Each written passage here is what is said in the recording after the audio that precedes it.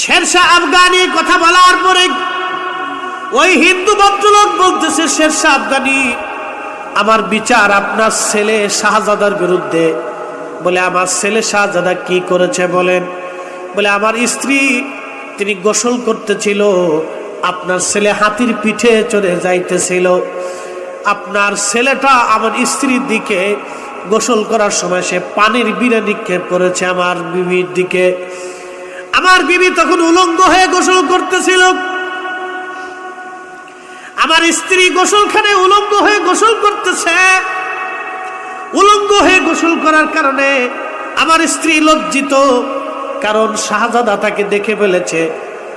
এই জন্য আমার স্ত্রী আজকে 3 দিন খাওয়া দাওয়া নাই, ঘুম নাই, খালি কান্নাকাটি করে। বাচ্চা বিচারের জন্য আসছি, আপনার ছেলে শাহজাদা কেন আমার স্ত্রীর দিকে উলঙ্গ বিবির দিকে পানির বিনা নিক্ষেপ করল, বিচার আমি চাই। শেরশাহ ডাক দিলেন, শাহজাদা, জি আব্বাজান, তুমি কি হিন্দু ব্যক্তির বিবির দিকে পানির বিনা নিক্ষেপ করেছ গোসলের সময়? বলে, হ্যাঁ আব্বা।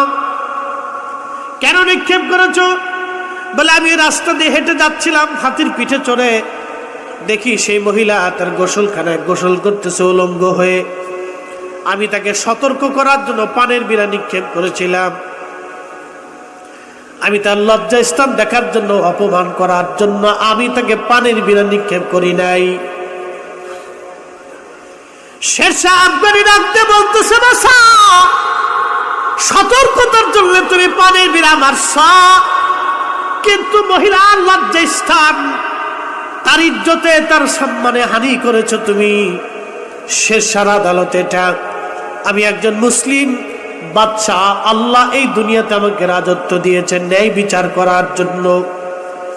অতএব আমি আজকে ন্যায় বিচারক, এই ভদ্রলোক বিচারের আশায় আসছে। আজকে যদি ন্যায় বিচার না করি, কিয়ামতের মাঠে আল্লাহর আদালতে আমি দাঁড়াইতে হবে। সেই দিন আমার জন্য ভয়াবহ সময়, আমার জন্য ভয়াবহ। মালিক ইয়াউমিদ্দিন, বিচার দিনের মালিক আমার আল্লাহ। আল্লাহর আদালতে আমাকে দাঁড়াইতে হবে। সর্বরাজা রাজা যিনি, সর্বজমিনের মালিক যিনি, সেই মালিকের সামনে আমাকে দাঁড়াইতে হবে। অতএব তুমি তোমার স্ত্রীকে উলঙ্গ করবা, আরে এই লোকটা পানের বিড়া তোমার বিবির দিকে ছুঁড়ে মারবে। এটাই হবে আজকের আদালতের বিচার। High high high. শেরশাহর ছেলে বাবার পায়ের মধ্যে পড়ে গেছে, আব্বাজান, আমার ভুলের জন্য আপনার বৌমাকে এইভাবে কষ্ট দিবেন না।